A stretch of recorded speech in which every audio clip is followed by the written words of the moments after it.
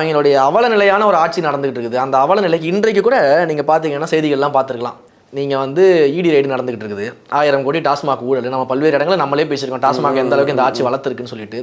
முதல்வருடைய மகன் வந்து ஈடியுடைய வளையத்துக்குள்ளே சுற்றி வளைக்கப்படுறாரு அப்படின்னு தெரிஞ்ச உடனேயே வெள்ளக்கொடி தூக்கிட்டு கிளம்பிட்டாங்க. இந்த வடிவேல் ஒரு படத்தில் வெள்ளக்கொடி தூக்கிட்டு போவார் பார்த்தீங்களா, அந்த மாதிரி கதவை திறந்துக்கிட்டு டெல்லியை நோக்கி கிளம்பியாச்சு.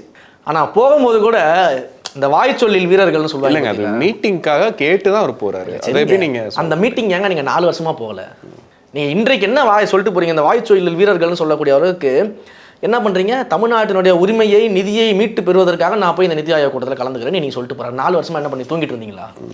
4 வருஷமா தான் பட்ஜெட்ல நமக்கு ஒண்ணுமே கொடுக்கலையே தமிழ்நாட்டுக்குன்னு சொன்னீங்கல்ல.